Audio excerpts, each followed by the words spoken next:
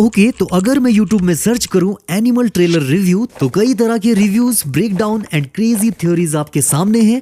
और अगर मैं कहूं कि इन सबको देखने के बाद भी आप संदीप रेड्डी वांगा का वो सीक्रेट मैसेज नहीं समझ पाए हैं जो वो अपनी कहानी के थ्रू आपको देने की कोशिश कर रहे हैं, तो क्या आप यकीन करेंगे? अगर नहीं तो इस वीडियो को पूरा देखिए, और अगर आप मेरी बात से डिसएग्री हुए तो बेशक वीडियो को डिसलाइक कर देना और इस चैनल पे दोबारा कभी विजिट मत करना, लेकिन पहले वीडियो को पूरा देख लो। खैर, तो अगर थंबनेल वाली बात से शुरू करें तो सबसे पहले ये बात जान लो कि ये कहानी हीरो वर्सेस विलेन या गुड वर्सेस इविल की नहीं होने वाली है। यहाँ तक कि यहाँ रणवीर और बॉबी के कैरेक्टर ग्रे शेड्स भी नहीं होने वाले हैं। ये दोनों कम्प्लीटली ही डार्क होने वाले हैं। हाँ, यहाँ आप रणवीर को लीड कैरेक्टर कह सकते हैं, वो भी सिर्फ इसलिए कि कहानी को उसके पर्सपेक्टिव से दिखाया जा रहा है। पर अगर आपने इसको बॉबी के कैरेक्टर के पॉइंट ऑफ व्यू से देखना चाहा तो शायद रणवीर का कैरेक्टर और भी ज्यादा इविल लगने लगेगा, और जो इसके टाइटल को भी जस्टिफाई करेगा, एनिमल। और ये मैंने अपने पिछले वीडियो में भी कहा था कि ये जरूरी नहीं है कि एनिमल टाइटल सिर्फ रणबीर के लिए यूज किया जा रहा हो।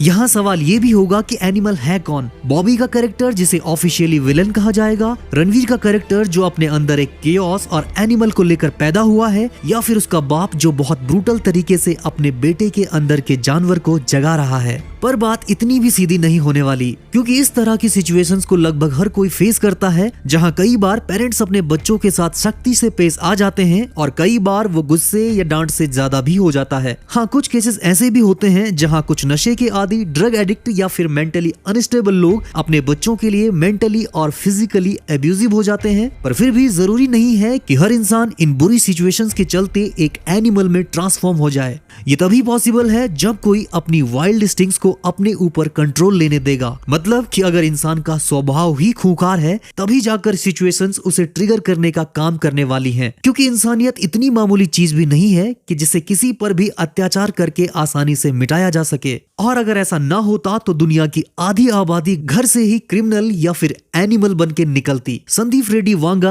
अनफिल्टर्ड ह्यूमन इमोशन को लेकर अपनी कहानी को लिखते हैं, और वो अपने कैरेक्टर्स को लिखते समय कोई मॉरल बाउंड्रीज तय नहीं करते हैं। वो ये आप पर छोड़ देते हैं कि आप किस हद तक इस कैरेक्टर को सही ठहराते हैं। कि आप किसी कैरेक्टर को ब्लाइंडली फॉलो ना करें, आप खुद उसकी सीमाएं तय करें कि भाई यहाँ तक तो ठीक था, मैं इस कैरेक्टर के साथ था, पर यहाँ ये बहुत ज्यादा गलत कर गया, और अगर मैं होता तो यहाँ रुक जाता। और आई थिंक संदीप रेड्डी वांगा यही सीक्रेट मैसेज अपने कैरेक्टर के थ्रू हमें देने की कोशिश करते हैं, वो भी पूरी ईमानदारी से। और एक रिस्पॉन्सिबल व्यूअर होने के नाते हमारा भी फर्ज बनता है कि हम उस बात को भी समझ सकें जो फिल्म के डायलॉग्स में ही नहीं बल्कि उसकी भावना में भी छिपी हुई होती है। जैसे कि आप कबीर सिंह के हेयर स्टाइल, उसके चश्मे या फिर ओवरऑल लुक को कॉपी करें तो इट्स ओके, पर अगर आप उसके वायलेंट बिहेवियर या एक्सट्रीम अल्कोहलिज्म को आइडियलाइज करने लगे तो इससे ज्यादा बेवकूफी की बात कुछ हो ही नहीं सकती। इसके लिए आपको कहने की भी जरूरत नहीं होनी चाहिए कि ये कितना गलत है। ये आपको खुद अंदर से महसूस होना चाहिए कि यहाँ से ये रास्ता किसी भी ह्यूमन बीइंग के लिए सही नहीं होने वाला है। और यहाँ ये कहना या समझाना इसलिए जरूरी हो जाता है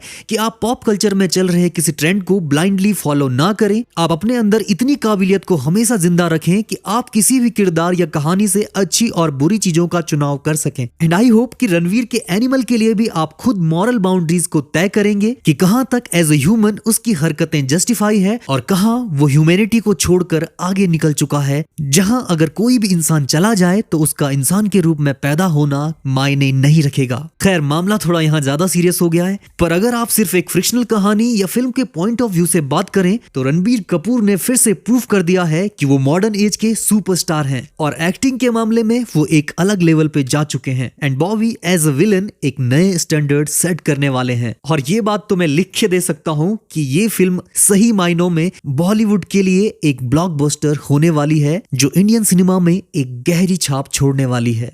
आप देख रहे थे हीरोज हिंदी।